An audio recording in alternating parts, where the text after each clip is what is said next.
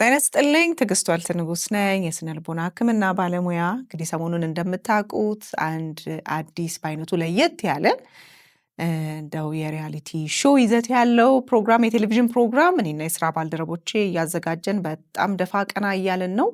ይህንን እንግዲህ ፕሮግራም ይህንን አዲሱን የቲቪ ሾው እንደምትወዱት ተስፋ አደርጋለሁ። እንግዲህ ይህንን አዲስ ፕሮግራም አስከትሎ ዛሬ የመጣሁት ግብዣዬን ለማቅረብ ነው።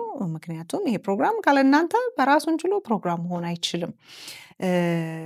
እንዲሁ በመሆኑም በተለይ ደግሞ በጣም በመከራ ውስጥ ያለፋችሁ ሰዎች ምናልባት በፍቺ ሊሆን ይችላል፣ በኪሳራ ውስጥ ሊሆን ይችላል፣ በአእምሮ ጤና እክል ውስጥ ሊሆን ይችላል። አልፋችሁ በሁለት እግራችሁ የቆማችሁ ታዳሚዎቼ ብትሆኑ በጣም አድርጌ ደስታዬን እገልጻለሁኝ። ታዳሚዎቼ እንድትሆኑ በዚህ አጋጣሚ ጥሬን አቀርባለሁኝ።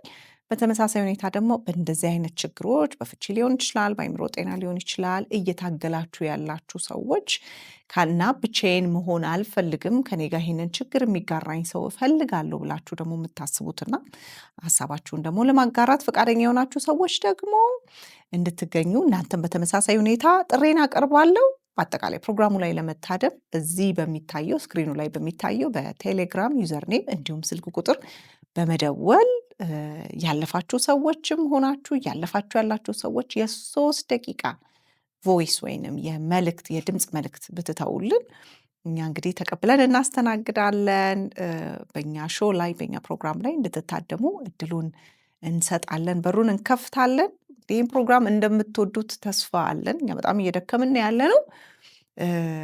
እንደሚጠቅማችሁም ትልቅ ተስፋ አለኝ። እንግዲህ በሚቀጥለው እንግዲህ በሌላ ጉዳይ ደግሞ እመጣለሁ። መልካም የስራ ሳምንት ይሁንላችሁ።